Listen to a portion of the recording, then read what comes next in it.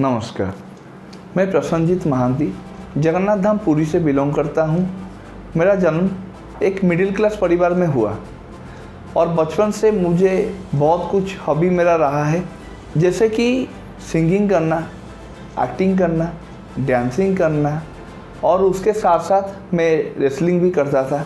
Exercise में मेरा बहुत ही इंटरेस्ट था और बचपन से मेरा शौक़ था कि देश के लिए कुछ कर पाऊँ।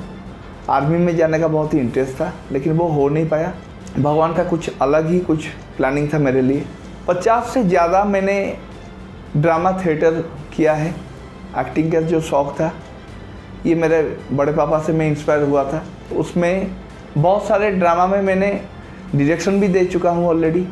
नेशनल लेवल पे ड्रामा में मैंने काम किया हूँ, स्टेट लेवल पे ड्रामा में काम किया हूँ। कुछ सालों के बाद मुझे अपॉर्चुनिटी आया कि एज ए असिस्टेंट डायरेक्टर मुझे बॉलीवुड इंडस्ट्री, हमारा जो उड़िया इंडस्ट्री है, उड़िया फिल्म इंडस्ट्री, वहाँ पे काम करने का मुझे एज ए असिस्टेंट डायरेक्टर का मौका मिला।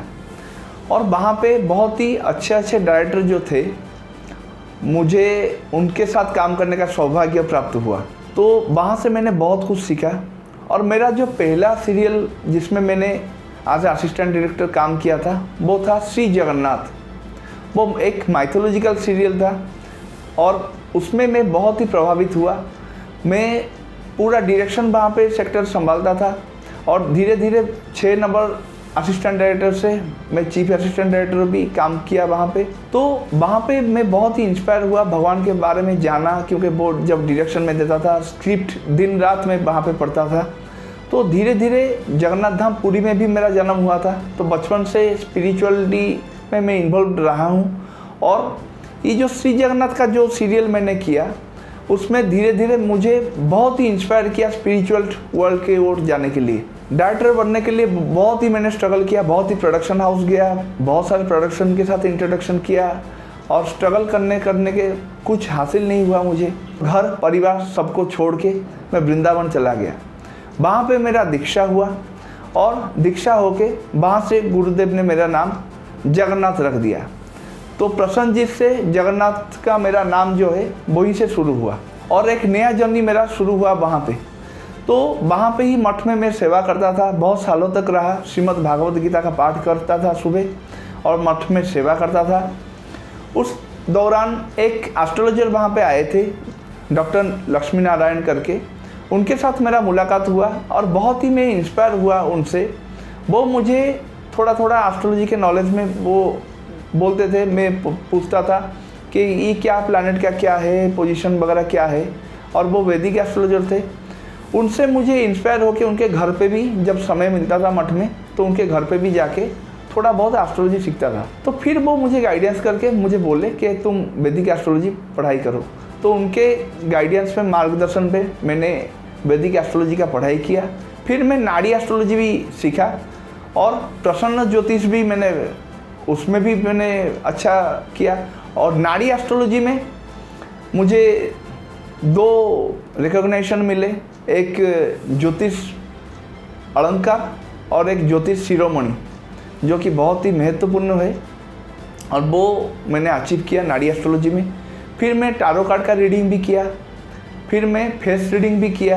प्रसन्न ज्योतिष एक ऐसा मैंने सीखा टेक्निक्स, जिसका अगर कुछ भी कोई भी कुंडली नहीं मिलता है या date of birth, time of birth अगर करेक्ट नहीं है, तो हम उसको प्रसन्न कुंडली में उसका प्रेडिक्शन करते हैं। और जो कि एक बहुत ही एक्यूरेट प्रेडिक्शन मेथड और बहुत ही ओल्ड मेथड है वो, उसका मुझे सीखने का प्राप्त हुआ। बहुत सारे वृंदावन में क्लाइंट भी धीरे धीरे आने लगे मेरे पास और बहुत सारे फॉरेन क्लाइंट के साथ मेरा भी इंट्रोडक्शन हुआ।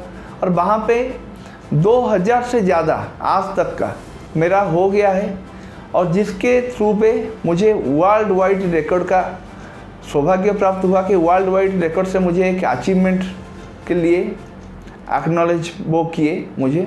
वो एक बहुत ही बड़ा अचीवमेंट था, क्योंकि वो 2000 से ज़्यादा मेरा कुंडली अब तक एनालिसिस कर चुका हूँ। जो बोलते हैं ना, एक स्टेज पे आके मेरा दूसरा स्टेज फिर स्टार्ट हुआ सोशल सर्विस का।